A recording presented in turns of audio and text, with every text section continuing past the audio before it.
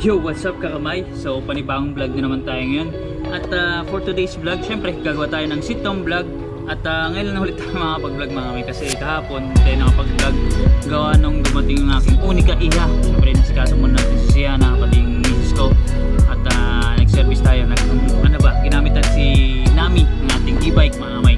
At speaking of Nami, yung e-bike natin is for maintenance siya. So dadaling ko bukas, day off kasi namin sa BP Lechon Pares. So anyways mga kamay, for today's vlog syempre gagawa tayo ng review and revenue update sa mga kapwa natin content creators dito sa Sword Family, sa community natin. So nag-select po ako ng 6 na content creators from different groups or basta circulation natin mga kamay. So lahat ng details syempre mapapanood nyo po sa screen para masundan niyo po yung sinasabi ko. At gumamit ako ng social media platform which is yung Social Blade para makakuha po ako ng details mga kamay. So kayo na rin po mag-rank kung sino nasa number 1 at kung sino nasa dulo mga kamay, kasi randomly discuss natin. At the same time syempre kayo na rin magko-convert sa Philippine Peso kasi naka-dollar sa ito mga kamay. So without further ado mga kamay, umpisa natin ng mabilisan ng tong vlog na to para matapos kagad natin yung i-discuss natin. So yun, dadako tayo sa number 1 syempre, si Didit TV. So meron siyang 494 uploads sa kanyang YouTube channel. So ang total subscribers count niya is 13.6k. So medyo malaki na rin mga kamay. Ang total video views niya sa kanyang channel is 2,598,095 views. So regarding sa kanyang monthly estimated earnings for the last 30 days mga kamay, pumapalo lang po siya ng Didit TV ng $17 up to $268. So mga kamay, si Didit TV mga kamay is hindi naman talaga boom na boom ng channel, pero like I said, nasa team Kapanali siya, nandiyan lang si Louie TV, so na umaalalay sa kanya. So kumbaga may chance talaga na mag-boom ang channel nila sa bawat isa kasi may kanya-kanya silang content mga kamay. Kumbaga mga kamay, hindi sila hindi sila nagsasapawan, may kanya-kanya silang content. Kumbaga hindi nagkakapareho sa team Kapanalig. So hopefully sa lahat ng kumbaga may originality when it comes, kahit na nasa isang venue, at least may parang highlights ang kada channel mga kamay. So anyways mga kamay, dadako na tayo sa number 2, si Chong Luis TV.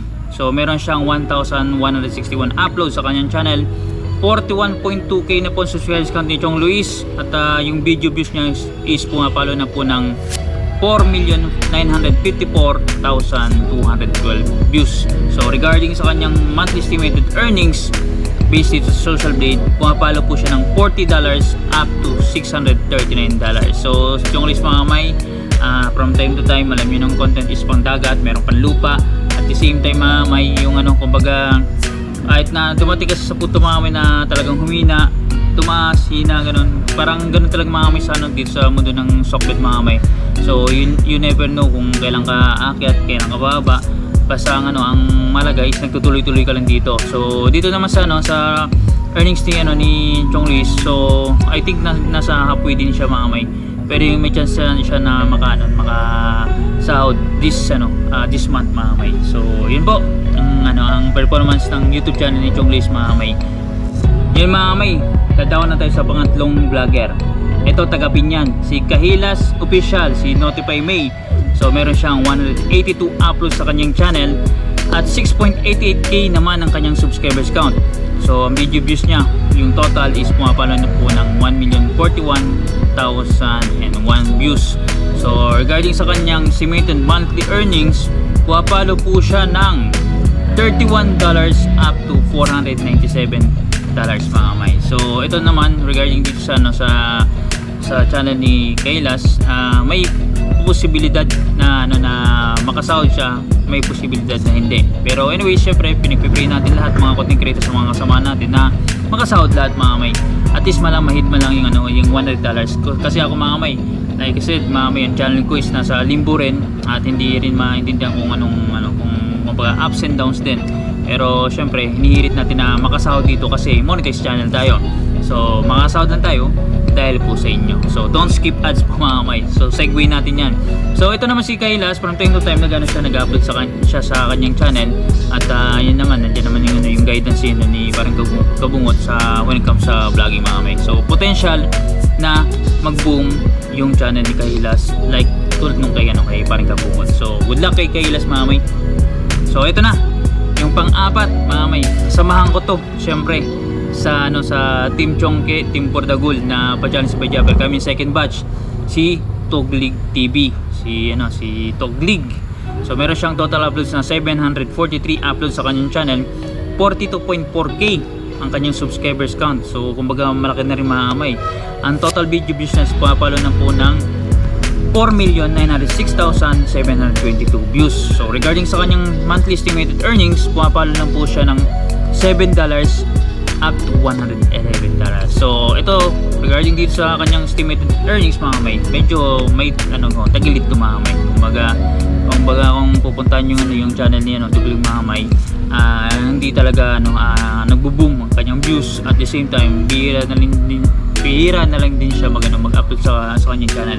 So siguro meron siyang aside sa fishing, meron siya siguro pinagkakabalahan yung mga isa dun yung construction mga kamay. So kumbaga nagtatrabaho siya kasi yun instant yun, magkakaroon talaga siya ng revenue dun sa mga pagtatrabaho sa construction. So kumbaga kumbaga si Toglig mga kamay, jack of all trades, kaya niyang magtrabaho sa SOCMED, sa fishing, sa construction, basta daming talent mga kamay. So anyways, panoorin niyo po yung vlog niya ni Toglig mga kamay. So kumbaga very interesting, lalo pag nakakahuli siya ng mga malalaking isda. Kumbaga ako pag napanood ko yung mga kamay, tuwang-tuwa ako mga kamay kasi syempre sa laot tapos sa personal pag nakita mo malalaki, grabe, hindi mo akalain o isipin paano nila nahahatak ng isda ng ganung kalaki at kabigat mga kamay, lalo na nasa tubig mga kamay. So yun po, supportan nyo po ang channel ni Toglig mga kamay. So anyways, ito na yung panglima, si Matepu official vlog. So nagbablog pa rin si Matepu mga kamay. So sa mga hindi nakapanood kay Matepu, active pa po yan, isa po yan sa mga Bukana vloggers mga kamay. So ang total uploads po ni Matepu is 782 upload sa kanyang channel. 17k naman ang kanyang subscribers count at yung total video views niya is pumapalo po ng 3,453,721 views. So regarding sa kanyang estimated monthly earnings for the last 30 days, pumapalo po siya ng $37 up to $597. So eto mga may, nung tinitingnan ko yung vlog ni Matepu, kumbaga on content talaga. So kumbaga may advantage siya kasi syempre isa sa mga naka-content niya yung pinsan niya si Ana Halanduni. So kumbaga isa sa mga nakikita kong artista mga kamay. Kumbaga advantage yun mga kamay, talagang sikat yun eh.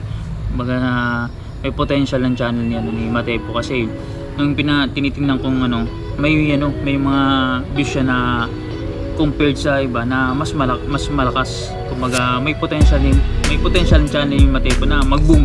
So kailangan niya lang talaga tiyagaan mga kamay. So yun po, kumbaga on content mga kamay. Hindi siya talagang sumasandal lang kaya sa mga mga kakilala niya yung vlogger na okay yung tinatakbo ng channel mga kamay. So yun, yan ang pinaka the best sa among the rest.